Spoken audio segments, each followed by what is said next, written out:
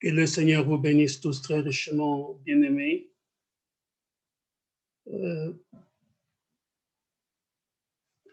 Vous bénisse dans le nom merveilleux de notre Seigneur et Sauveur Jésus-Christ. Nous sommes heureux de nous retrouver sur notre plateforme habituelle aujourd'hui pour nous préparer pour le retour de notre merveilleux Seigneur.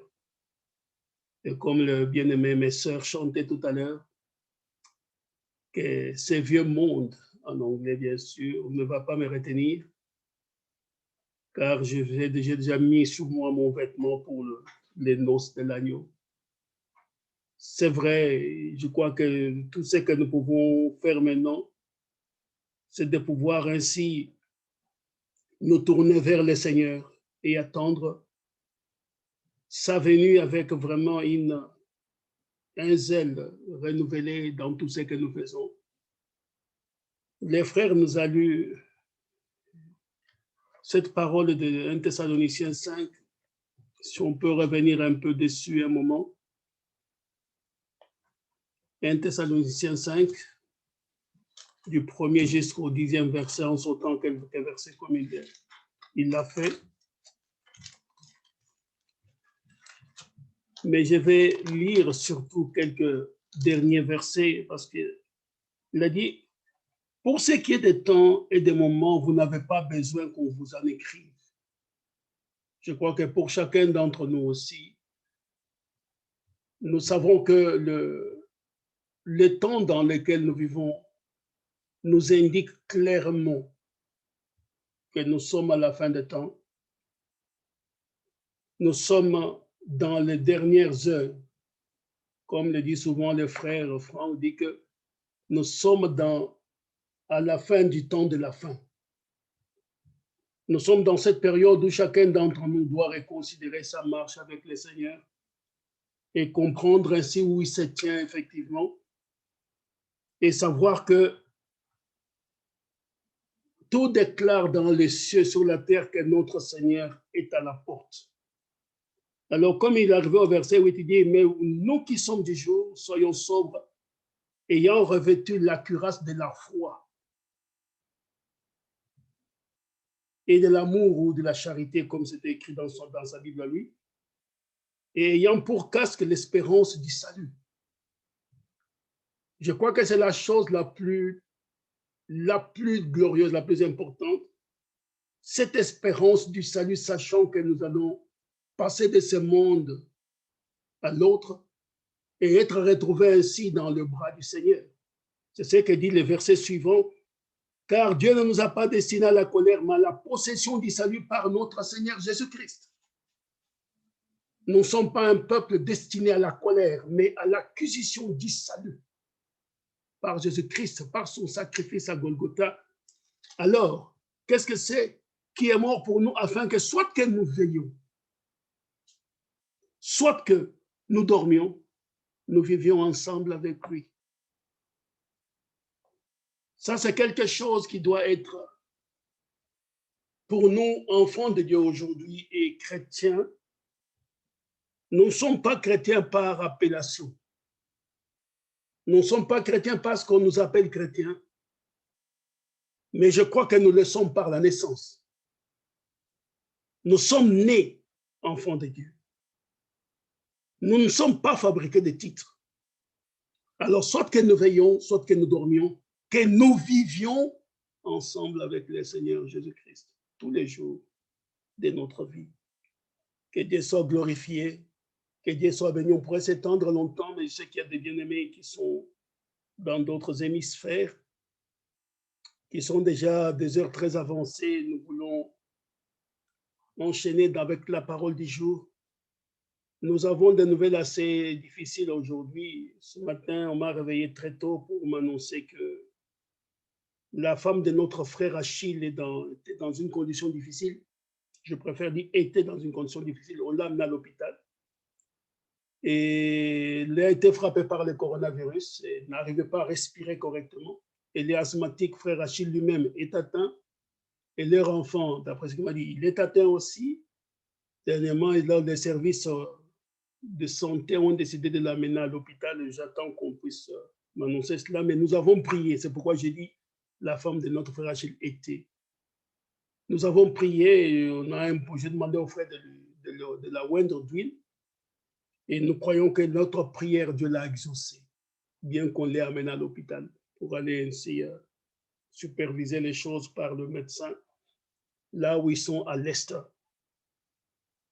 Donc, priez pour les uns pour les autres. Nous avons aussi notre frère Hugues, qui est lui frappé de la même chose depuis la semaine passée. Donc, je l'ai su dimanche après les cultes. Notre frère Hugues aussi est atteint par le corona. Donc, vous voyez que, comme j'ai dit, Satan est rentré ainsi dans nos portes et commence même à troubler les gens au milieu de nous.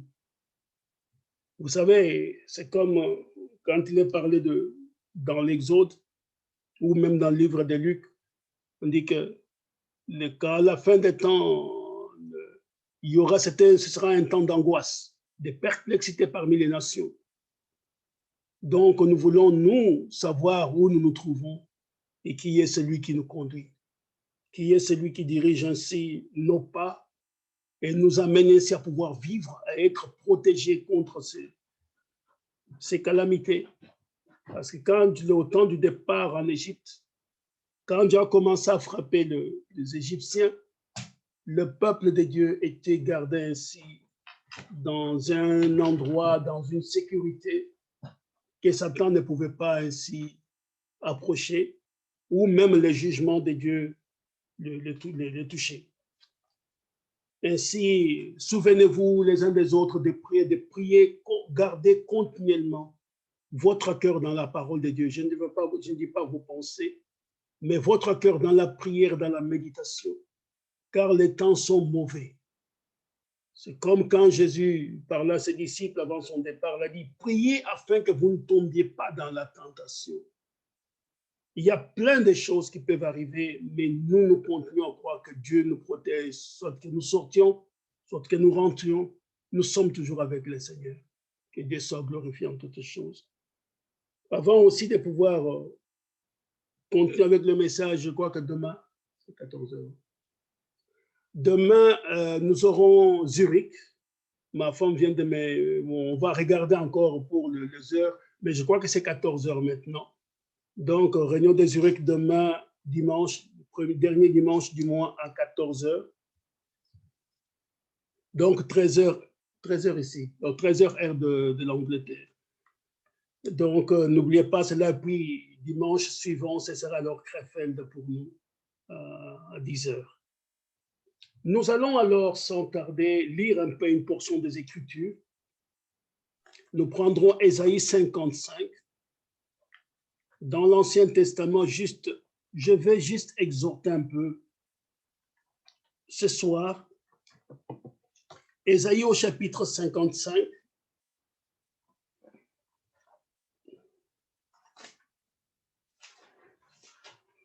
Verset 6 et le verset 7 seulement.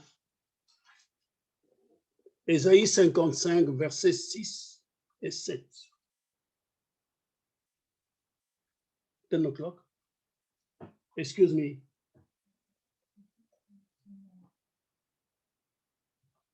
Non, c'est 14 heures. Pardonne-moi, ben c'est 13 heures, pardon. Oh, ma fille vient de contrôler. No longer.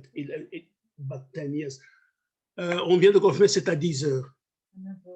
9 heures alors, heure d'ici. Demain, Zurich, à 9 heures, heure de l'Angleterre. 10 heures, heure du continent. Merci, Sharon. OK. Que Dieu vous bénisse tous. Nous allons alors lire la parole de Dieu. Dans Ésaïe au chapitre 55, le 6e et le 7e verset. Cherchez l'Éternel pendant qu'il se trouve. Invoquez-le tandis qu'il est prêt. Que le méchant abandonne sa voie et l'homme d'iniquité ses pensées. Qu'il retourne à l'Éternel qui aura pitié de lui, à notre Dieu qui ne se laisse pas de pardonner. Amen. Que Dieu soit béni. Nous allons prier, s'il vous plaît. Notre merveilleux Père Céleste, qui est aux cieux et qui gouverne toutes choses sur la terre, nous sommes des enfants, ô Dieu, venant auprès de leur Père, afin de pouvoir ainsi, Dieu de grâce, recevoir de toi tes paroles merveilleuses. Tu as dit à Moïse et rassembler ton peuple, Dieu de grâce, au pied de la montagne, afin qu'ils entendent tes paroles. Nous sommes rassemblés ici, ô Dieu, pour entendre ce qui nous est destiné pour ce jour. Bénis les cœurs qui recevront, Dieu de grâce, ta sémence aujourd'hui. Accorde à chacun d'entre eux, Père bien-aimé, une bonne disponibilité.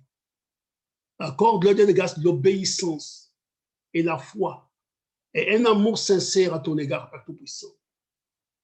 Sois avec ton serviteur qui parlera au Dieu.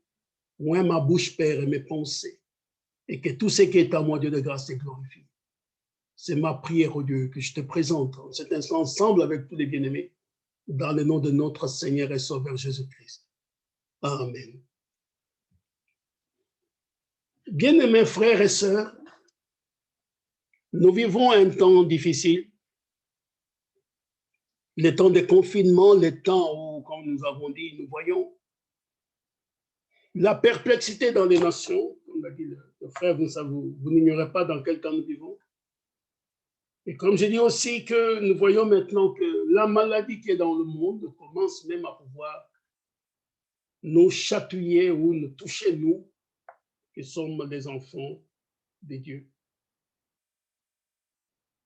Et c'est pour ça que dans tous les âges, dans tous les temps, le propre des enfants de Dieu était de recourir à leur Dieu. Mais recourir, ce n'est pas ça seulement, mais c'est de savoir où est-ce que je peux les trouver. Comment est-ce que ma prière peut être ainsi entendue et reçue? Il est écrit dans le livre de Job. Je salue mes bien-aimés qui sont sur Facebook. Frère Patrick, que Dieu te bénisse. C'est que c'est la deuxième fois que tu es là, que je te vois. Dans le livre de Job, frère Patrick qui l'a mis de Manchester, je veux dire. Dans le livre de Job, au chapitre 23, il nous est dit ceci.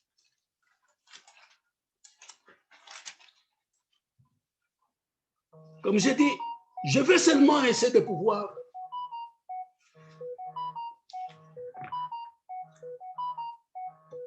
what is it? Ok, I'm done with technique is something difficult. Il est dit ceci, les deux premiers versets.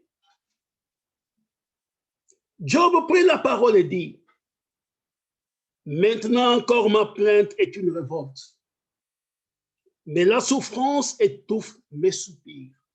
Écoutez le verset 2. Oh, si je savais où les trouver, si je pouvais arriver jusqu'à son trône, je plaiderais ma cause devant lui, je remplirais ma bouche d'arguments. Il dit, si je pouvais savoir où il est. Oh, bien sûr, nous savons que notre Dieu est aux cieux. Mais le propre d'un enfant de Dieu, c'est de savoir que quand il prie, que sa prière est entendue. Et non seulement entendue, mais exaucée. À quoi sert-il de prier si tu ne le vois pas? Ça ne sert à rien. Notre Dieu est un Dieu vivant. C'est pourquoi quand l'apôtre Jean parlait dans 1 Jean chapitre 5, il dit une chose ici. Il dit ceci au verset 14 et verset 15. Nous avons besoin de pouvoir trouver Dieu pendant qu'il se trouve. Vous voyez par exemple nos amis les Juifs. Ils se sont détournés de Dieu. Et Dieu alors s'est détourné d'eux pour aller vers les nations. Bien qu'ils prient Dieu, mais Dieu ne se trouve pas chez eux. Dieu se trouve avec nous aujourd'hui. Mais bientôt Dieu va se tourner les dos aux nations pour aller vers les Juifs. Bon, cherchons Dieu pendant qu'il est, c'est le temps des nations maintenant. Dans ce temps, Dieu se trouve avec nous. Et Dieu exauce les prières que nous lui présentons. Dieu exauce les prières de ses enfants. Écoutez un peu ce que l'apôtre dit ici, dans 1 Jean 5, verset 14. Nous avons auprès de lui cette assurance. Ça, c'est la foi. Nous avons cette sûreté, cette confiance, comment dire, nous savons que c'est là, c'est la normalité, c'est la réalité. Nous avons auprès de lui cette assurance que si nous demandons quelque chose selon sa volonté, il nous écoute. Frère bien-aimé, si je prends mon téléphone maintenant et que j'essaie d'appeler, supposons frère Pascal qui est avec nous, je suis sûr que frère Pascal, si son téléphone est connecté correctement, il va m'entendre, il va me recevoir. J'ai l'assurance que je pourrai parler à mon frère. De la même façon, par la foi, j'ai l'assurance que si je demande quelque chose selon sa volonté, oh, si je demande à Dieu de devenir un ange, bien sûr, il m'a créé un être humain, pas un ange. Si je demande à Dieu, écoute Seigneur, moi, aujourd'hui, je vais seulement être le président des États-Unis. Est-ce que c'est cela selon sa volonté? Si Dieu ne m'a pas appelé à être un président des États-Unis, mais si je demande quelque chose selon sa volonté, et il est dit que le Saint-Esprit lui-même nous aide par des soupirs inexprimables pour demander ce qui est convenable dans nos prières. Alors il dit, je reprends, nous avons auprès de lui cette assurance. Frère, voyez-vous, c'est une garantie. C'est une chose assurée. Que si nous demandons quelque chose selon sa volonté, il nous écoute. C'est une garantie, c'est un chèque en blanc. C'est déjà quelque chose déjà assuré. Vous n'avez même pas besoin de vous fatiguer pour ça. Et il dit la suite. Et si nous savons, écoutez maintenant, qu'il nous écoute, nous savons que nous possédons la chose que nous lui avons demandée, quelle qu'elle soit. Donc, bien-aimés, cherchez l'Éternel pendant qu'il se trouve. Si vous avez l'assurance qu'il vous écoute, en ce moment-là, vous savez que la chose que vous avez demandée, vous la possédez déjà. C'est pour ça que tout à l'heure, quand mon frère m'a téléphoné, enfin m'a appelé ce matin, ma femme est venue me réveiller ce matin pour me parler du cas de mon frère, de la femme de l'épouse de notre frère Achille. Je me suis rappelé quelque chose que j'avais fait il y a longtemps, c'était l'imposition de main avec de l'huile, comment Dieu avait honoré sa parole en ce moment-là. C'est ce qu'on a fait via Zoom. J'ai dit, frère, prends de l'huile, impose la main. Moi, j'ai prié par ici, il était de l'autre côté. Et croyant que si c'est selon sa volonté, parce qu'il a dit, si quelqu'un est malade, qu'il appelle les anciens et qu'on loigne de lui, la prière de la foi sauvera le malade. Mais frère, vous devez avoir cette confiance que vous êtes vous êtes en phase, vous êtes en connexion directe avec Dieu. Un serviteur de Dieu, c'est quelqu'un qu'on peut réveiller à 3 heures du matin, à 5 heures, à 6 heures du matin, à 3 heures de l'après-midi, à n'importe quelle heure, il doit être en connexion, il doit savoir où aller trouver Dieu. C'est pourquoi on nous dit, cherchez l'Éternel pendant qu'il se trouve.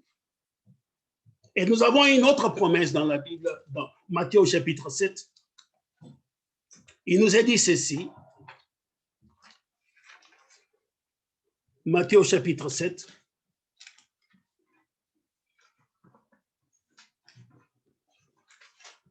À partir du verset 7. La Bible dit ceci. Demandez et l'on vous donnera. Frère, ce que j'ai lu ici, ce que j'ai lu plutôt, ce sont des promesses garanties. Ce sont des paroles déjà données et approuvées par Dieu. Vous, ce que vous avez à faire, c'est seulement de les mettre en pratique. Demandez et l'on vous donnera. Cherchez et vous trouverez. Frappez et l'on vous ouvrira. Car quiconque demande reçoit, et celui qui cherche trouve, et l'on ouvre à celui qui frappe. Frères, ce sont des paroles garanties. donné aux enfants de Dieu. Donné aux enfants de Dieu, qui doivent être ainsi pratiqués sur la base de la foi. C'est pourquoi les peuples de Dieu ne doivent pas être dans l'inquiétude. C'est pourquoi les peuples de Dieu ne doivent pas marcher dans l'angoisse. Que 1000 tombent à ma droite, que 10 000 à ma gauche, moi je reste debout. Que les gens commencent à s'agiter, moi je reste calme. Pourquoi? Parce que la Bible dit, les ruisseaux de Dieu est plein d'eau. C'est dans les psaumes, je crois que c'est psaume 46, je crois, je ne sais pas si, pardonne-moi, je vais un peu regarder ces psaumes. Je crois que c'est psaume 46. Oui, psaume 46, merci. Non, attends, non, c'est pas celui-ci. Oh non, ici, ça m'a dit, il est un fleuve dont le courant réjouisse la cité de Dieu. Non, ce n'est pas ça. Attends. Non, c'est pas, mais c'est pas grave, j'ai oublié les psaumes. Mais dis, mais les ruisseaux de Dieu est plein d'eau. Les ruisseaux de notre Seigneur débordent. Et c'est pour ça que, bien aimés, nous sommes au temps de la fin. Au moment où, même on dit, les faux et les vrais seront tellement proches. Mais nous sommes sereins. Que Dieu nous garde dans sa main. Que Dieu nous conduise dans des voies qui soient justes. C'est pourquoi l'Église de Dieu ce soir, où que vous soyez, ou quoi que vous viviez, vous devez savoir que Dieu connaît les chemins par lesquels vous passez. Nous devons avoir cette garantie que nous savons, quand nous devons prier, où est-ce que nous pouvons rencontrer Dieu aujourd'hui. Dans le livre de Samuel, 1 Samuel au chapitre 9, il nous a donné des exemples dans la Bible qui doivent nous aider à pouvoir savoir qui nous sommes et comment vivre cette parole. Ce n'est pas le temps de pouvoir dire, oh là là là là, je suis dans des problèmes. Qui est-ce que je... Où est le pasteur? Non, vous-même, vous pouvez vous tenir à genoux et vous devez savoir où se trouve, comment entrer en contact directement avec votre Père. Ça, c'est le temps de la fin. L'église à la fin est semblable à l'église du début. Je vais vous le montrer. Frère Branham raconte l'histoire d'un frère. Je crois que c'était son enfant qui était percuté, qui avait touché une ligne électrique, si je m'abuse. Et je me dis, mais pardon si je me trompe un peu. Psaume 65. Merci, c'était Psaume 65, 10. Que Dieu bénisse mon frère, frère Aristote. Que Dieu te bénisse, frère Aristote. Psaume 65, 10. Peut-être on peut lire cela avant d'aller aller plus loin. J'aime Antoine, mais mes frères sont attentifs et ils aident. Que Dieu vous bénisse, bien-aimés. Nous travaillons tous pour l'avancement de ce royaume. Psaume 65, 10. La Bible dit ceci.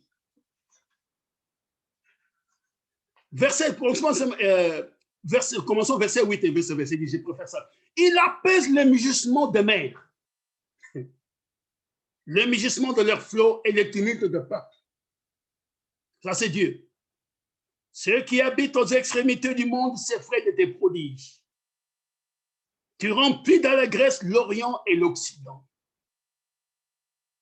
Tu visites la terre, tu lui donnes l'abondance, tu la combles des richesses. Les ruisseaux de Dieu est plein d'eau.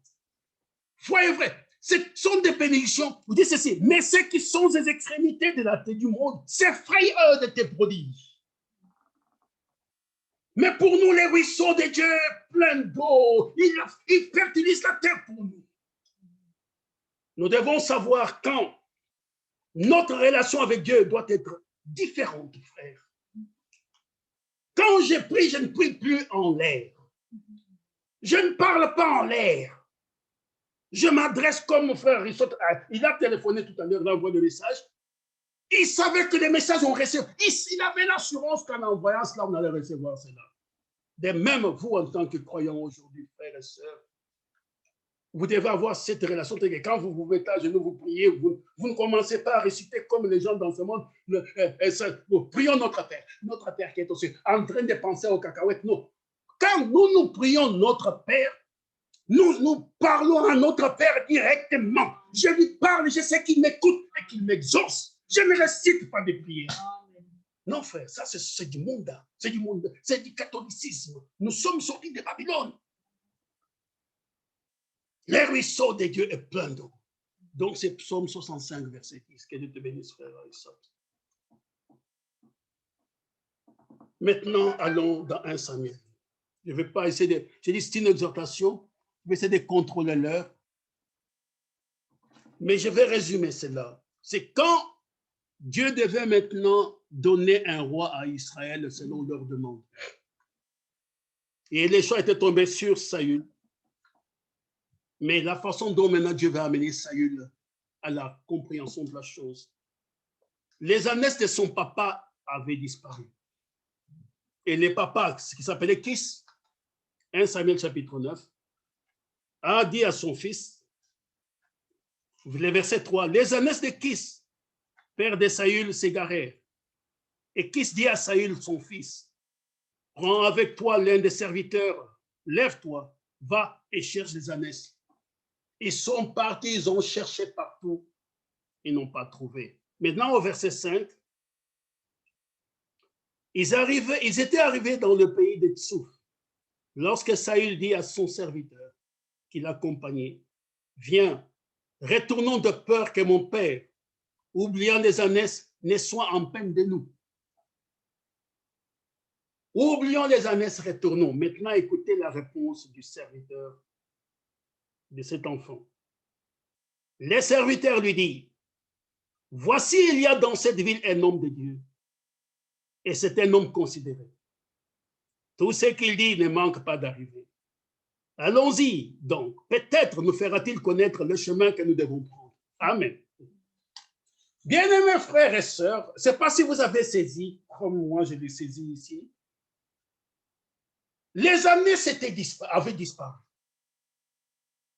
La seule personne qui pouvait connaître où se trouvaient les ânesses, c'était Dieu. Comprenez-vous, c'était Dieu. Mais comment est-ce qu'on pouvait approcher ce Dieu et lui poser la question? Qui pouvait donner la réponse à ces grands mystères? Dieu voyait ceux qui cherchaient les ânesses et Dieu voyait les ânesses. Et Dieu voyait la perplexité dans le cœur de son homme. Alors il dit, il y a un homme considéré, pas considéré parce qu'il avait étudié, il avait beaucoup d'argent, mais nous savons que comme nous l'avons lu il n'y a pas longtemps, si vous lisez dans 1 Samuel 3, je crois, il dit, Samuel, l'Esprit de l'Éternel s'est révélé à Samuel et tout Israël, depuis Dan jusqu'à Beersheba, savait que Samuel était prophète. C'est ça qui faisait qu'il était considéré, car la parole de Dieu au travers de lui était confirmée. Et c'était par lui qu'on pouvait alors accéder, atteindre Dieu. Il était la ligne téléphonique du jour pour pouvoir ainsi parler avec Dieu. J'aime cela.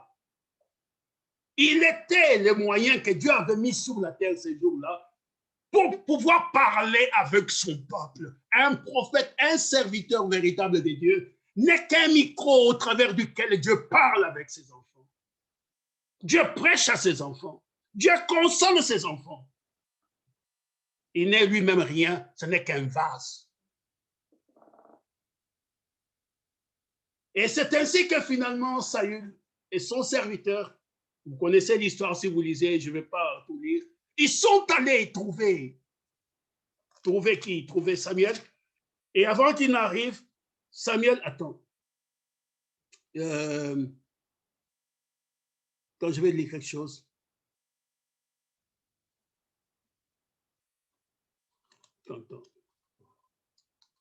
Verset 16, c'est ce que je voulais dire. Verset 15 et 16. Écoutez un peu ce qui s'est passé. Des mêmes chapitres, chapitre 9, 1 Samuel 9, verset 15.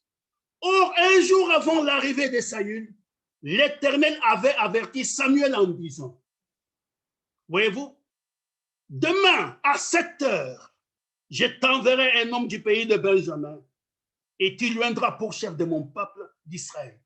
Il sauvera mon peuple de la main des Philistins, car j'ai regardé mon peuple parce que son cri est venu jusqu'à moi. Donc, avant l'arrivée de l'homme, Dieu avait déjà averti son serviteur que demain à 7 heures même les pas de Saül étaient comptés par Dieu. N'arrive pas trop tôt, n'arrive pas trop tard, à 7 heures même. Blague avec Dieu, vous croyez que c'est seulement des TGV ou l'avion qui arrive à l'heure quand c'est programmé? Même les pas de ces garçons étaient comptés. Ils ne pouvaient pas aller trop vite, ils ne pouvaient pas aller trop lentement. Il arrive finalement. Et quand il arrive, assis-toi, on t'attendait. J'aime cela. Donc Dieu avait donné la réponse et c'était chercher l'Éternel pendant qu'il se trouve. Pendant que cet homme de Dieu était là, c'était le moyen pour accéder, pour contacter Dieu directement. Comme quand il y avait l'Urim et les Thummim. Quand il y avait des problèmes, on allait vers l'Urim et les Thummim. Et Dieu parlait par l'Urim et les Thummim. Quand un homme de Dieu était, Dieu parlait par les hommes de Dieu. Il y a plusieurs moyens que Dieu utilise. Mais la Bible nous dit, nous, maintenant, les prophètes sont partis, nous avons les hommes de Dieu qui sont liés. Mais si nous avons l'assurance que c'est que nous demandons, si c'est selon sa volonté, nous la possédons. Du moment que vous savez où il se trouve. Cherchez l'Éternel pendant qu'il se trouve. Il est dans sa parole. Que l'homme du péché abandonne ses mauvaises voies et qui retourne vers Dieu, qui ne se lasse pas de pardonner. Votre relation avec Dieu doit être améliorée. Votre ligne téléphonique avec Dieu doit être réparée. En sorte que quand vous priez, oubliez, enlevez les prières intellectuelles. Soyez spirituels. Ayez une relation avec Dieu. Oh frère, on pourrait raconter beaucoup de choses. Mais si vous pouvez arriver à un jour où vous avez un contact et un seul jour avec Dieu, vous comprendrez de quoi je parle. Vous parlez, Dieu répond. C'est terrible, frère. Je me rappelle un jour, quand j'étais encore un jeune croyant, je me suis mis à gêner, frère. Je cherchais la face de Dieu. Alors je me plaignais devant Dieu. Oh Seigneur, frère, je ne connaissais pas très bien la Bible. Même aujourd'hui, je ne la connais pas très bien, mais je connais un peu mieux qu'il y a quelques années. J'ai dit, Seigneur, pourquoi est-ce que ma vie avant était meilleure que celle-ci? J'ai continué à lui dire des choses. Dieu est Dieu. Je me plaignais, sans savoir que j'ai cité exactement ce qui était dans la Bible. Et quand j'ai terminé, je suis descendu, il y avait un endroit où on pouvait laver les habits, comment on appelle ça encore, et lavoir public. Et je suis descendu là pour aller ainsi, comment je veux dire, sécher le linge. Et je me suis assis sur le banc, je me suis mis sur le banc et j'ai ouvert ma Bible. Je venais juste de terminer ma prière. Quand je suis descendu directement pour aller sécher le linge, j'ai pris ma Bible avec moi, j'ai mis le linge mouillé dans les séchoirs, j'ai mis l'argent, j'ai fermé. Il n'y avait personne avec moi dans les salons de lavage. Et j'ai ouvert ma Bible juste comme ça, sans regarder ce que j'ouvrais. Et j'ai posé mes yeux exactement sur ce que je vais vous lire maintenant. Il était écrit, et vous pouvez vous imaginer un enfant de Dieu qui est jeune dans la foi, qui vit des choses comme ça. J'ai failli courir comme un fou. J'ai commencé à regarder partout si personne n'était avec moi dans le salon. Et je lisais ceci. Ne dis pas, écoutez la réponse. Je venais de prier peut-être 10-15 minutes avant, et quand je suis descendu. Ne dis pas, donc alors je suis dans Ecclésiaste chapitre 7, verset 10, pardonnez-moi. Ecclésiaste 7, verset 10. Ne dis pas, d'où vient que les jours passés étaient meilleurs que ceux-ci. C'est ce que j'ai dit. J'étais meilleur, j'étais mieux avant de te connaître, Seigneur. Je n'avais pas de problème. Maintenant, voilà, je ne sais même pas terminer mes études. Je suis malheureux, etc., etc. Ne dis pas que les jours passés étaient meilleurs que ceux-ci. Car ce n'est point par sagesse que tu demandes cela. Frère. Ce n'était que quelques expériences que j'ai eues personnellement avec Dieu. Et cela a transformé ma vie. Je savais que Dieu écoutait mes prières. Je savais que Dieu surveillait ce que je faisais. Il me dit, ne dis pas que les jours passés étaient meilleurs que ceux-ci. Alors que les jours passés, j'ai blagué, j'ai dansé, je pouvais dire que, comme les gens disent, je vivais ma vie, comme on dit dans le monde, mais je vivais ma mort. C'était ma mort. Et il me dit, les jours passés n'étaient pas meilleurs, mais ceux-ci sont meilleurs. Oh frère, cherchez l'Éternel pendant qu'il se trouve. Invoquez-le pendant qu'il est prêt. Ne résistez pas à Dieu trop longtemps. Je crois que j'ai dit quelque chose tantôt, j'ai oublié, c'était l'histoire que frère Branham m'avait raconté de cette famille, de ces gens l'enfant avait touché un câble électrique, il est mort. Alors il cherchait à joindre frère Branham, il n'arrivait pas. Ils ont dit, mais écoute, nous avons la Bible. Maintenant, ils ont prié l'enfant à revenir à la vie. Qu'est-ce que c'est, frère? Savoir où trouver Dieu. Dieu est notre Père. Et chaque enfant, j'ai mes enfants dans ma maison ici. Aucun enfant ne m'a jamais dit, écoute, pour parler à papa, je dois passer par l'autre. C'est l'autre qui parle mieux à papa. Non, chacun vient à sa manière parler à son père, lui demandant, lui posant son problème. Et je gère ces problèmes selon mes moyens, selon les besoins de chaque enfant. Aucun enfant n'a besoin de passer par un autre pour m'atteindre. Vous devez avoir une relation personnelle avec votre Dieu. Et savoir comment lui parler et quand lui parler. Il répond à nos prières. C'est très important. Cherchez l'Éternel pendant qu'il se trouve. Nous sommes dans le temps, frère, où si vous ne connaissez pas Dieu aujourd'hui, vous êtes perdus. Parce que le péché est devenu si joli, si attrayant, que si vous ne connaissez pas Dieu, frère, même vos goûts seront complètement souillés. Nous voyons que cela, bien-aimé, est d'une importance capitale, d'une importance vitale même. Si je vais dans le livre des Actes au chapitre 12,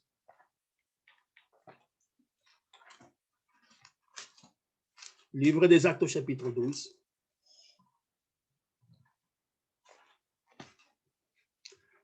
c'était du temps où vraiment Rome persécutait les frères et les sœurs en Judée. Et on avait arrêté Pierre. Je ne vais pas tout lire, vous lirez l'histoire, vous-même vous connaissez l'histoire certainement. Le roi Hérode avait fait mourir ainsi Jacques, le frère de Jean, par l'épée. Et voyant que cela est agréable, il fait arrêter Pierre. Au verset 5, il est dit ceci. Pierre était gardé dans la prison. Et l'Église ne cessait d'adresser pour lui des prières à Dieu. Frère, c'est un peu la même chose pour nous. Nous avons des problèmes divers. Problèmes de maladie, comme il y en a maintenant, des problèmes divers, disons divers, pour ne pas rentrer dans le détail. Mais l'Église ne cessait de prier pour lui. Et ce que je vais vous montrer ici, c'est que cette prière était selon la volonté de Dieu et Dieu l'écoutait. Maintenant, bien-aimés, la nuit qui précéda verset 6, le jour où Hérode allait les faire comparaître, Pierre, lié de 2 chaînes, dormait entre 2 soldats et des sentinelles devant la porte gardaient la prison. Et voici un ange du Seigneur survint et une lumière brilla dans la prison. L'ange réveilla Pierre en les frappant au côté et en disant, « Lève-toi promptement. » Les chaînes tombèrent de ses mains. Et l'ange lui dit, « Mets ta ceinture et tes sandales. » Et il fit ainsi. L'ange lui dit encore, « Enveloppe-toi de ton manteau et suis-moi. » Pierre sortit et les suivit, ne sachant pas que ce qui se faisait par l'ange était réel et s'imaginant avoir une vision. Lorsqu'ils eurent passé la première garde, puis la seconde, ils arrivèrent à la porte de fer qui mène à la ville et qui s'ouvrit d'elle-même. devant eux et sortirent et s'avancèrent dans une rue. Aussitôt, l'ange quitta Pierre. Maintenant, écoutez, c'est ce qui suit, qui est aussi tout ce qu'on a lu est merveilleux. Mais des fois, même nous, les enfants de Dieu, nous faisons des prières, des fois, nous ne savons pas très bien ce que nous disons et nous sommes surpris. Revenu à lui-même, Pierre dit, je vois maintenant d'une manière certaine que le Seigneur a envoyé son ange et qu'il m'a délivré de la main d'Hérode et de tous ceux que le peuple juif attendait. Après avoir réfléchi, il se dirigea vers la maison de Marie, mère de Jean, surnommée Marc, où beaucoup de personnes étaient réunies et priaient. Écoutez, encore priaient. Et il frappa à la porte du vestibule. Et une servante nommée Rhode s'approcha pour écouter. Elle reconnut la voix de Pierre. Et dans sa joie, au lieu d'ouvrir, elle courut annoncer que Pierre était devant la porte. Amen. Ils lui dirent, tu es folle. Mais elle affirma que la chose était ainsi. Et ils dirent, c'est son ange. Cependant, Pierre continua à frapper. Ils ouvrirent et furent étonnés de le voir. Frère, ils étaient en train de prier une prière de la foi. Pendant qu'ils priaient, même avant qu'ils ne prient, Dieu avait déjà exaucé. Et les bien-aimés étaient surpris. Dis, mais c'est son ange. Non, ça, une chose comme ça. Écoute, ce n'est pas possible. Ce doit être son ange. Pour ne pas dire c'est son fantôme. Mais la fille disait, il est à la porte. Arrêtez, Dieu a déjà exaucé cette prière. Cette prière que vous êtes en train de faire là, c'est du passé. La réalité est que l'exaucement a déjà été accompli. Donc, c'est là où nous sommes l'Église à la fin. Doit arriver un moment où nous prions et Dieu réalise. Amen. Nous demandons et Dieu exauce. Amen. Nous savons quand nous prions qui est celui à qui nous adressons notre prière. Frère, vous devez avoir une relation directe avec Dieu. Église, vous devez connaître qui est celui qui vous conduit, qui est celui qui réalise ces choses au milieu de vous. En sorte que comme que ce soit les coronavirus ou quoi que ce soit, vous savez à qui parler du Seigneur. Corona est rentré, je ne sais pas comment il est rentré, mais toi tu es plus grand que le corona. Vous restez tranquille. Les fleuves, les ruisseaux de Dieu est plein d'eau. Vous restez tranquille. Certains s'agitent, d'autres s'appuient sur des chars, d'autres sur des chevaux, d'autres sur de la science. Mais nous nous appuyons sur l'Éternel des armées qui a fait les cieux et la terre. Nous savons où il est. Nous ne prions pas à un Dieu inconnu. C'est que j'ai dit, Moïse l'a dit à ses frères dans Deutéronome chapitre 4. Deutéronome chapitre 4, Moïse disait à ses frères que ceci, et nous avons la même chose. Le verset, chapitre 4, verset 6 et 7.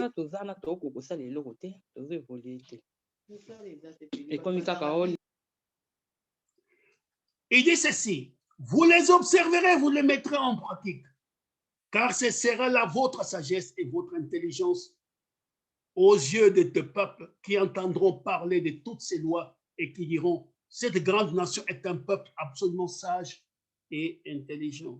Maintenant, écoutez, quelle est, en effet, la grande nation qui est de Dieu aussi proche que l'Éternel, notre Dieu, l'est de nous toutes les fois que nous l'invoquons. Frère, vous devez arriver à cette relation où vous savez que quand vous invoquez Dieu, il est proche de vous, il est près de vous.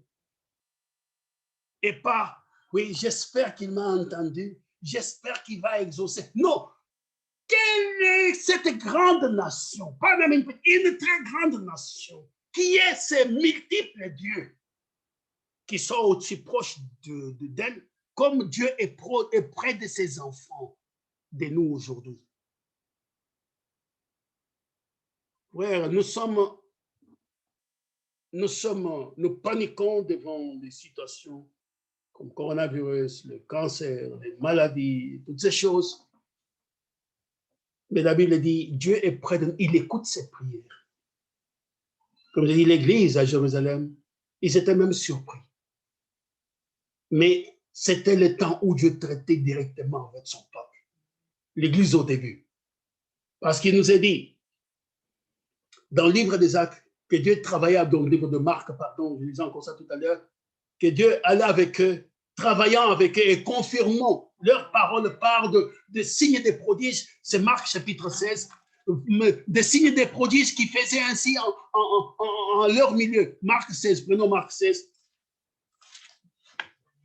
le 20e verset. Il est dit ceci, verset 19 et verset 20. Le Seigneur, après leur avoir parlé, fut enlevé au ciel et il s'assit à la droite de Dieu. Regardez, et ils s'en allèrent prêcher partout. Le Seigneur travaillait avec eux et confirmait la parole par les miracles qui l'accompagnaient. Nous ne sommes pas seuls.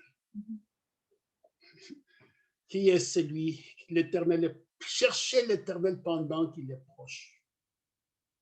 Frère, je peux vous dire qu'il est proche. Qu'il est près de tous ceux qu'il invoque, de tous ceux qu'il invoque sincèrement.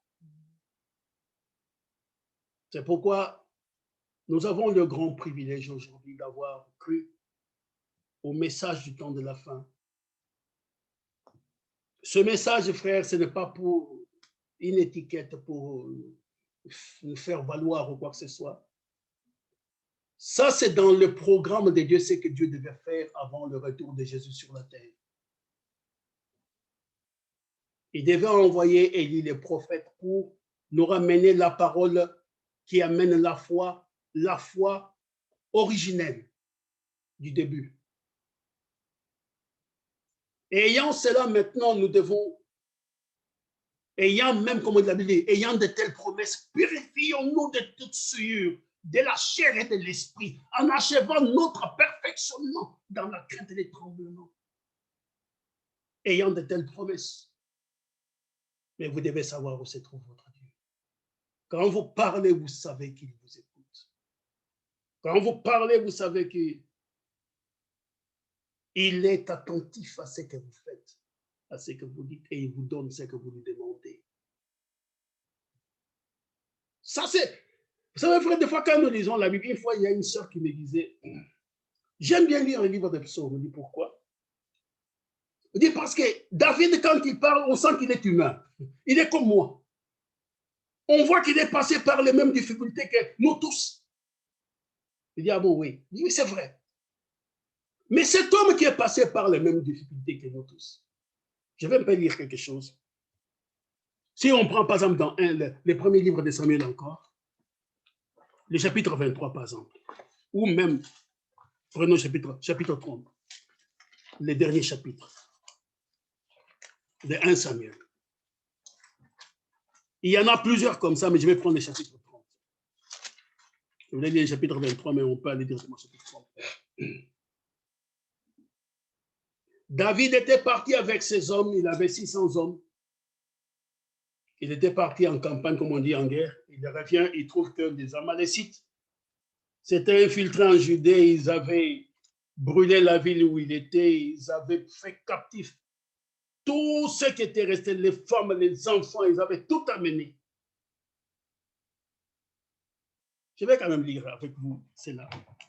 Vous voyez devant maintenant, même les gens qui étaient avec David parlaient de les lapider, qui nous a amenés au loin. Maintenant, voilà ce qui nous arrive. Nous n'avons plus de femmes, ni d'enfants, personne. On nous a dépouillés de tout, à cause de toi qui nous a amenés. Ok. Écoutez, lorsque David arriva le 3e jour à Tsiglag, avec ses gens, les Amalécites avaient fait une invasion dans le Midi et à Tsiglag. Ils avaient détruit et brûlé Tsiglag. Après avoir fait prisonnier les femmes et tous ceux qui s'y trouvaient, petits et grands. Ils n'avaient tué personne, mais ils avaient tout emmené et s'étaient remis en route. David et ses gens arrivèrent à la ville et voici, elle était brûlée. Et leurs femmes, leurs fils et leurs filles étaient emmenés captifs. Alors David et le peuple qui était avec lui élevèrent la voix et pleurèrent jusqu'à ce qu'il n'ait plus la force de pleurer. Ah là là, des fois ce qui peut arriver aux enfants de Dieu, c'est terrible. Les 2 femmes de David avaient été amenées, Achinoam et Jezreel et Abigail, Achinoam de Jezreel, pardon, et Abigail de Carmel, femme de Nabal. David fut dans une grande angoisse. Non seulement parce qu'il avait perdu sa famille, il était dans une angoisse, car le peuple parlait même de les lapider. Le peuple, là, c'était ces hommes de guerre. Parce que tous avaient de l'amertume dans l'âme, chacun à cause de ses fils et de ses filles. Mais, écoutez, mais David reprit courage en s'appuyant sur l'Éternel, son Dieu. Ça, c'est là, frère, dans des moments comme ça, dans des moments où l'angoisse frappe à la porte, vous devez savoir où il est. Vous ne devez pas commencer à dire, peut-être je vais aller chez les catholiques, peut-être chez les kimbanguistes, peut-être chez Maman Olangui, combat spirituel. Tout un tas de choses. Mais David reprit courage en s'appuyant sur l'Éternel, son Dieu. Le peuple de Dieu aujourd'hui reprend courage en s'appuyant sur la parole véritable. Prends courage, mon fils. Alors, il dit au sacrificateur Abiatar, fils d'Achimelech, apporte-moi donc les fautes. Abiatar apporta les fautes à David. Et c'est là où il est la chose, frère. C'est ça le processus que Dieu demandait. Et David consulta l'Éternel en disant, poursuivrai-je cette troupe? L'atteindrai-je? L'Éternel lui répondit, poursuis, car tu atteindras et tu délivreras. Frère, ce qui est surprenant, c'est que c'était du tac au tac. David n'a pas attendu 10 ans avant qu'on lui réponde. C'était, est-ce que Seigneur? Maintenant, l'angoisse était là. Le peuple parlait de les lapider. David était seul. Frère, quand vous croyez, vous êtes seul. La foi que nous avons n'est pas une foi communautaire. Ce n'est pas une foi de l'Église. C'est une foi personnelle. David consulta l'Éternel. C'était entre lui et Dieu. Il dit ceci. Je reprends, frère. Il parle à Dieu. Poursuivrai cette troupe? Est-ce que tu me donnes l'autorisation de les poursuivre? Est-ce que tu seras avec moi? L'atteindrai-je? L'Éternel lui répondit, poursuis, car tu l'atteindras et tu délivreras. Frère, et quand David s'est levé pour y aller, il n'est pas parti avec des suppositions, il dit frères et sœurs, mes frères, mes militaires, peut-être nous espérons que Dieu nous aidera. Non seulement, bon, s'il faut mourir avec nos femmes et nos enfants, on va mourir. Non. Il a dit, Dieu m'a dit, poursuis et tu atteindras et tu délivreras. Frère, pour avoir ça, il savait que Dieu était avec lui. C'est pourquoi il dit, quand l'Éternel est à ma droite, je ne chancelle pas. L'Éternel est mon berger. Il me conduit dans le vert pâturage. Frère, ça, c'est, vous devez arriver à une relation où vous savez quand vous priez que Dieu vous entend. C'est ce que je demande à l'église, frère. Ne paniquez, prends courage, mon fils. Dites à ceux qui ont le cœur troublé, je viens. La délivrance est avec lui. David savait où trouver Dieu. Et savait comment lui parler et quand lui parler. Et quand il a parlé, Dieu a répondu. Il a répondu. Il a dit, poursuis mon fils. Je te donne l'autorisation, je serai avec. Ça veut dire que moi, je serai avec toi. Tu vas les atteindre, David. Et qu'est-ce que c'est? Tu vas même délivrer tout ce qu'on a pris, tu vas délivrer tous ces gens. Quelle assurance, frère. En sorte que, frère, quand David a eu cela, c'est comme si vous priez aujourd'hui, Dieu vous dit quelque chose, et vous dites, qu'est-ce que le médecin va dire? Qu'est-ce que les autres vont dire? Non, frère. David, pour lui, c'était les ainsi dit le Seigneur. C'était l'amen, enlever les doutes, enlever l'angoisse. Maintenant, allons. Il allait seulement pour prendre ce que Dieu avait déjà réalisé. Alors on dit, et David s'est mis en marche. Dès qu'il a entendu cela, il s'est mis en marche. Lui et les 600 hommes qui étaient avec lui. Ils arrivaient au torrent de Bessor, etc. Il y a d'autres qui sont restés à dire non, nous sommes fatigués. Maintenant, ils avaient oublié qu'ils avaient leurs femmes et leurs enfants et leurs filles qui étaient là-bas. 200 sont restés, David a rencontré avec 400 hommes. Avec 400 hommes, frère, il a décimé les Amalécites. Il a ramené tous les gens qui avaient été amenés captifs. Comment David avait une relation personnelle avec Dieu. C'était l'homme selon le cœur de Dieu. C'était l'homme que Dieu aimait. Dieu a dit, c'est un homme selon mon cœur. Bien qu'il ait commis des bêtises dans sa vie, mais c'était l'homme que Dieu aimait, qui aimait Dieu. Et ça, c'est ce que je veux montrer à l'église ce soir. Cherchez l'Éternel pendant qu'il se trouve.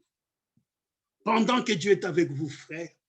Pendant que Dieu vous protège. Pendant que Dieu vous conduit, frère, parlez-lui. Ayez cette relation personnelle. Ayez cette relation personnelle avec le Seigneur. Et c'est pour ça que, en regardant ces choses, on peut donner plusieurs exemples. Mais je ne vais pas rentrer là-dedans. C'est la même chose avec Daniel. Daniel, du temps de Nebuchadnezzar, les rois avaient eu les fameux songes sur les royaumes du monde. Et le roi a dit à ces magiciens, tous ces, je ne vous raconte pas les songes, racontez-moi les songes et donnez-moi l'interprétation, sinon vous êtes tous passés, vous allez tous connaître la mort. Mais Daniel, frère, Daniel savait qu'il y avait un Dieu qui lui parlait. Il savait qu'il avait une relation personnelle avec Dieu. Alors il dit ceci. Il dit, pardonnez-moi, prenons juste quelques, on va arrêter bientôt. Daniel au chapitre 2.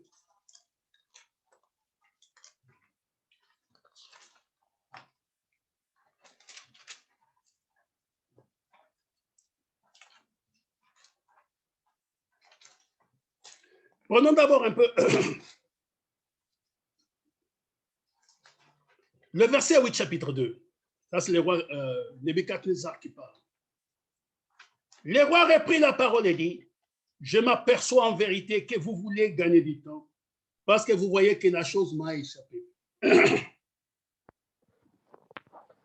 Si donc vous ne me faites pas connaître les songes, la même sentence vous enveloppera tous. Vous voulez vous préparer à meilleur de mensonges et de faussetés en attendant que le temps soit changé. C'est pourquoi dites-moi les songes et je saurai si vous êtes capable de m'en donner l'explication. Et les Chaldéens répondirent au roi, il n'est personne sur la terre qui puisse dire ce que demande le roi. Aussi jamais, roi, quelque grand et puissant qu'il ait été, n'a exigé une pareille chose d'aucun magicien, astrologue ou chaldéen. Ce que le roi demande est difficile. Il n'y a personne qui puisse le dire au roi, excepté les dieux. Non, pas les dieux. Notre Dieu, dont la demeure n'est pas parmi les hommes. Là-dessus, le roi s'est mis en colère et s'irrita violemment. Il ordonna qu'on fasse périr tous les sages de Babylone, etc. Maintenant, écoutez le verset 14. Vous voyez, frère, si les dieux pouvaient le dire, ce sont des démons. Ils auraient pu révéler cela, n'est-ce pas? Ces chaldéens, ces magiciens. Mais ça, c'était un secret de Dieu seul. Verset 14. Alors Daniel s'adressa d'une manière prudente et sensée à Arjoc, les chefs des gardes du roi, qui étaient sortis pour mettre à mort les sages de Babylone, parmi lesquels étaient Daniel et les autres. Il prit la parole et dit à Arjoc, commandant du roi, pourquoi la sentence du roi est-elle si sévère? Arjoc exposa la chose à Daniel. Et Daniel se rendit vers le roi. Et les pria de lui accorder du temps pour donner au roi l'explication. Ensuite, Daniel alla dans sa maison et il instruisit de cette affaire Hanania, Michaël et Azaria, ses compagnons, les engageant à implorer la miséricorde du Dieu des cieux, pas des dieux, du Dieu des cieux, afin qu'on ne fasse pas périr Daniel et ses compagnons avec le reste des sages de Babylone. Vous voyez, bien aimé, ça c'est la chose. Mais si vous regardez au verset 17 du chapitre 1er, on dit ceci, Dieu accorda parce que Daniel et les 3 frères hébreux ne s'étaient pas souillés. Ils avaient décidé de pouvoir se garder propres devant Dieu en ne buvant pas du vin, en ne faisant pas ceci. Et Dieu les a gardés et leur a donné une meilleure santé par rapport aux autres. Et le verset 17, il dit, Dieu accorda à ces 4 jeunes gens de la science, de l'intelligence, dans toutes les lettres et de la sagesse. Et Daniel expliquait toutes les visions et tous les songes. C'est pourquoi maintenant, quand Daniel dit cela, il savait que les visions et les songes que Dieu donnait, il avait cette relation avec Dieu par laquelle il pouvait aller vers Dieu au travers des visions et des songes et causer avec Dieu. Et c'est pourquoi il a demandé du temps. Roi, ne fais pas cela, donne-moi quelques jours. Il est allé là, parler à ses frères, dit, mettons-nous en prière. Église, mettez-nous en prière à cause de ce coronavirus. Et quand il fit cela, le verset 19, alors, j'aime cela. Alors, le secret fut révélé à Daniel, parce que c'est lui qui avait les dons de vision et de songes. Pas à Ananias, pas à Michael, ni à Azaria. Le secret fut révélé à Daniel dans une vision pendant la nuit, et Daniel bénit les dieux des cieux. Et Daniel prit la parole et dit, béni soit le nom de Dieu, d'éternité en éternité, à lui appartiennent la sagesse et la force, etc. Vous direz. Daniel savait, quand il a demandé le temps, il savait où aller rencontrer Dieu. Il dit, Seigneur, il y a un problème. On veut nous tuer. Est-ce que tu peux m'expliquer cela? Qu'est-ce que c'est cette histoire?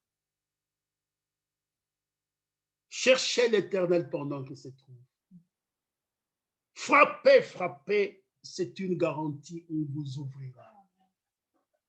Cherchez, cherchez et vous trouverez. Église, vous m'entendez ce soir ou vous entendez la trompette de Dieu? Ce n'est pas moi. C'est un encouragement pour tout un chacun. Demain, peut-être, on entendra que l'ennemi a frappé à votre porte dans votre maison. Mais j'ai dit, sachez où se trouve Dieu. Sachez où se trouve ainsi notre Seigneur. Je vais lire quelque chose dans le psaume 17, pardonnez-moi, psaume 17, il nous a dit ceci. Je surveille l'heure, il est 19h, presque demi, il faudra qu'on arrête. Le psaume 17 au verset 6, juste pour terminer, il nous a dit ceci. Je t'invoque car tu m'exauces, ô Dieu. Incline vers moi ton oreille, écoute ma parole. Nous invoquons Dieu parce que nous savons qu'il nous exauce. Vous savez, si je sais que quand je prie, Dieu m'entend mes prières, frère, je ne vais pas me déranger, frère, pour aller commencer à chercher de tel ou tel magicien ou tel sage. Je vais invoquer mon Dieu, je t'invoque parce que je sais que tu m'exauces. Et Dieu n'exauce pas les pécheurs. Je sais que l'aveugle a dit, il n'exauce pas les pécheurs, non. Mais ceux qui les craignent et qui font sa volonté, il les exauce. Si vous êtes dans la même lignée, vous faites la même chose, Dieu nous exauce, frère. Invoquez l'Éternel pendant qu'il se trouve. Nous sommes dans les dernières heures, si je peux dire ainsi, de la présence de Dieu dans l'Église des nations. Et quand vous faites la volonté de Dieu, Dieu prend soin de vous. Quand vous demeurez dans la présence de Dieu, Dieu s'occupe de vous. Il a dit à Israël, Israël, je te connais par ton nom. Ne jette pas de regards inquiets. Je t'ai gravé dans la paume de ma main. Ne sois pas inquiet, Israël, je te connais. Je sais par quoi tu passes. C'est pourquoi, bien aimé, invoquez l'Éternel pendant qu'il se trouve. Abandonnez les mauvaises voies. En sorte que quand vous vous mettez à prier, Dieu vous exauce. Vous savez, en tant que ministre, je disais à ma femme aussi, qu'en tant que ministre, j'étais prêt tous les jours parce que je dis, quelqu'un peut m'appeler n'importe quel moment. S'il y avait des problèmes dans ma vie, j'ai réglé tout pour que quand je me mets à prier, je n'ai pas d'obstacle. Vous vous rendez compte qu'on vous appelle qu'un enfant est malade, qu'un frère est malade, qu'une soeur est malade, il y a ceci ou cela, dites, oh, j'ai peut-être fâché avec frère tel, je n'ai pas corrigé cela. Non, frère, vous devez être prêt. Vous n'allez pas dire, frère, un instant, j'avais insulté sœur Bernadette, je dois aller corriger avec sœur Bernadette. Ça n'a aucun sens. Un enfant de Dieu doit toujours être un serviteur de Dieu, même un enfant de Dieu, être prêt chaque jour. C'est pourquoi Dieu a dit, même si vous vous mettez en colère, ne laissez pas les soleil se coucher sur votre colère. Arrangez ça, en sorte que si quelque chose se passe dans la nuit, vous vous levez et dites, Seigneur, je suis là, où es-tu? Et là, il descend.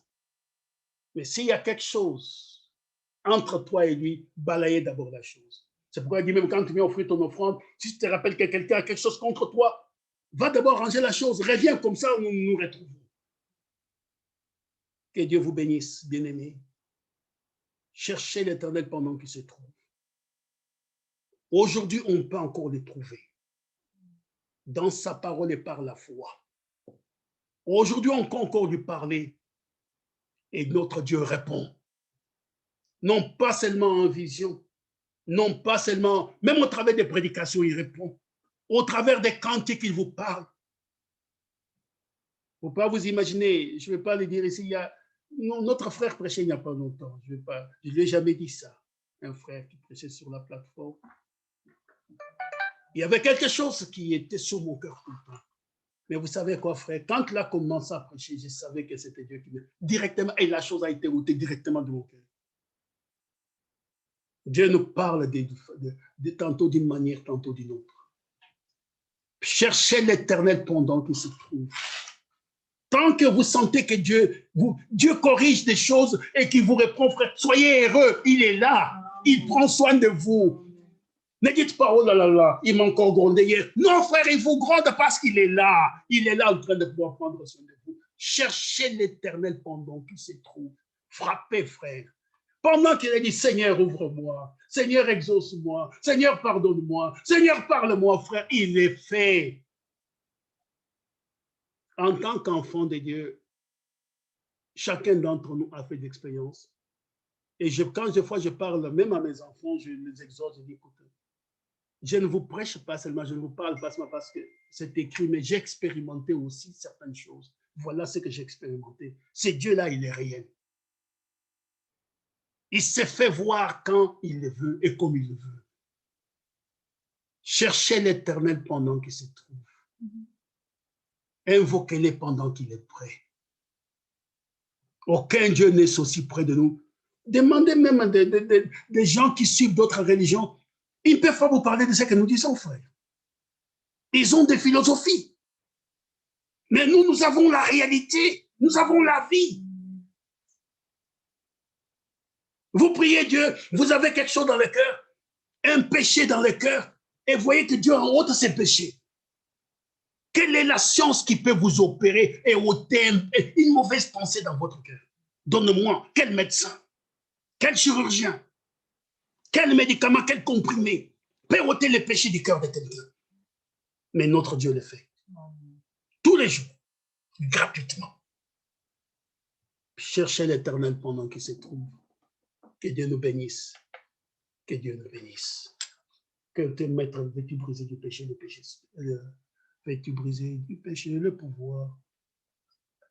Hein? Oh, sorry. Ma petite Jéméma, si ça ne te dérange pas, tu peux mettre veux-tu briser du péché, le pouvoir, qu'on chante un peu avant de prier. Je suis fort plus que vainqueur, fort plus que vainqueur. Nous allons chanter cela et puis nous allons prier. Que Dieu nous aide tous. Priez les uns pour les autres, ceux qui sont frappés par le coronavirus. On dit, sachez où se trouve Dieu. Ne paniquez pas quand ces choses arrivent. Sachez où se trouve Dieu. Et parlez-lui, il exauce. Veux-tu briser du péché le pouvoir? La force est en Christ. La force est en Christ.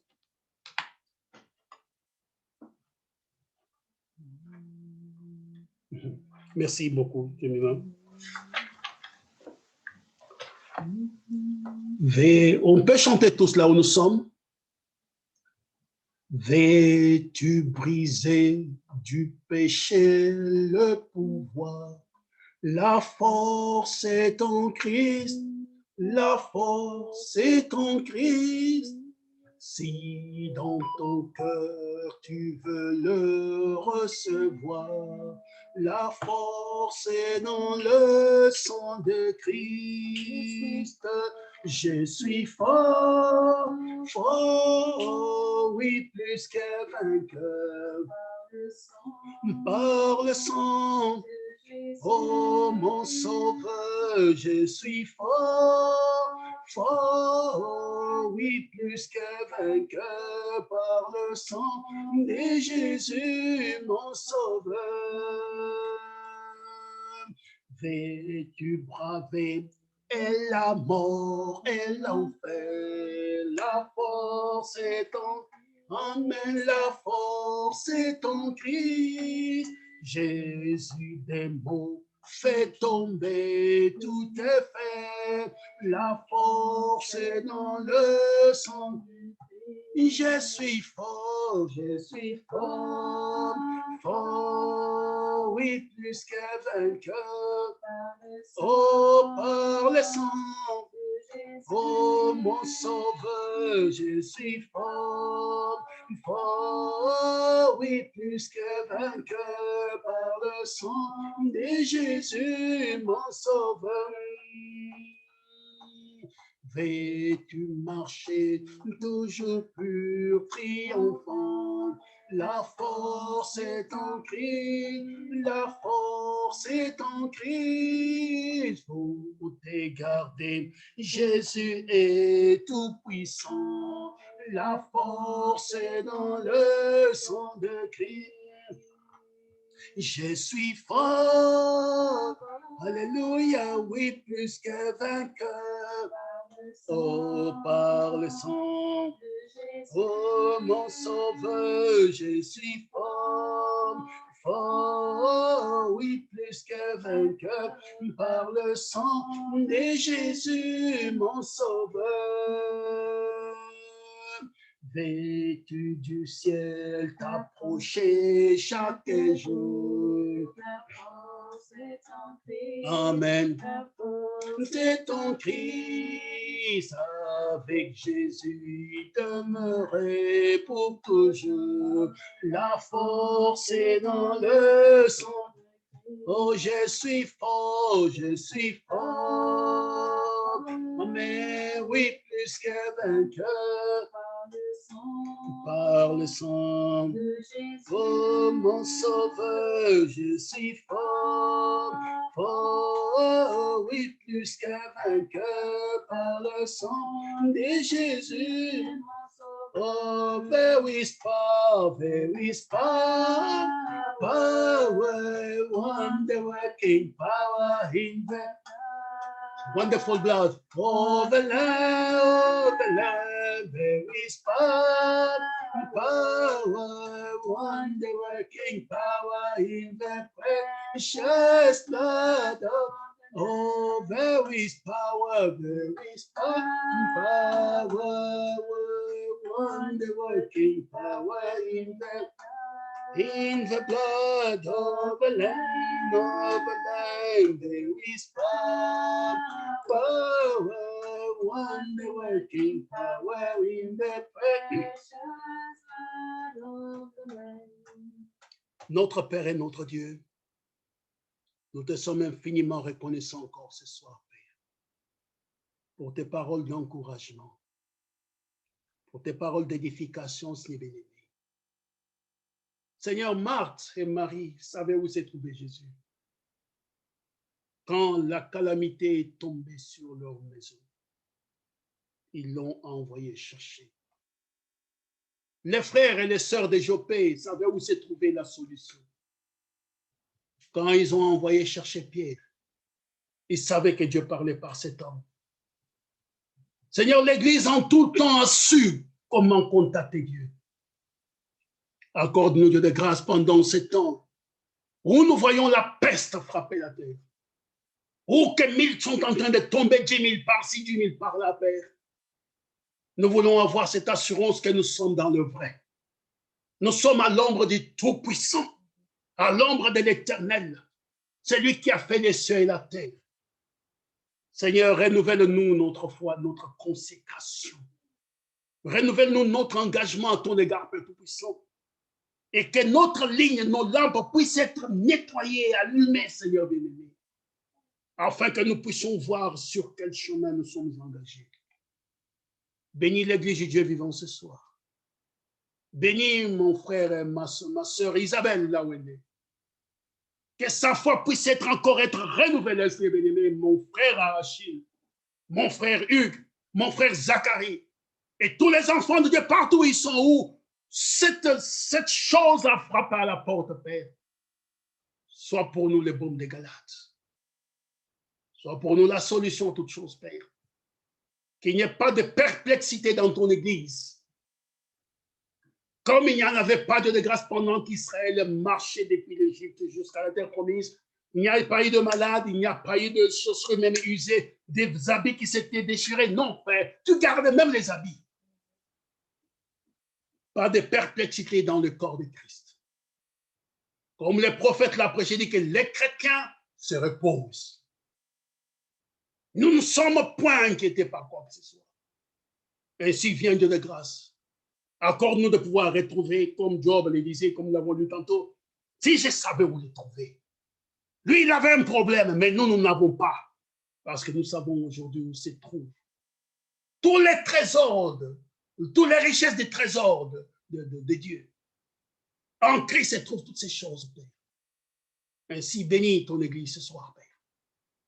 Renouvelle la foi, là où la foi commence à chanceler. Renouvelle de grâce notre esprit de prière, notre esprit de lecture, notre temps de méditation, Dieu de grâce, de consécration. Ne laisse pas que le pharaon d'aujourd'hui puisse nous ôter même ses privilèges.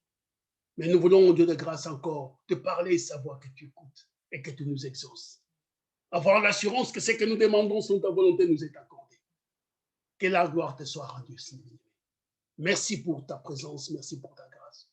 Nous laissons toutes choses entre ta main, Père. Dans le nom qui est au-dessus de tout autre nom, nous avons prié ainsi. Amen. Amen. Que Dieu vous bénisse. Pardonne-moi d'avoir été un peu long. Frère Pascal, tu peux reprendre les services. Merci. Amen. Ensemble après Zurich. Que Dieu te bénisse, frère.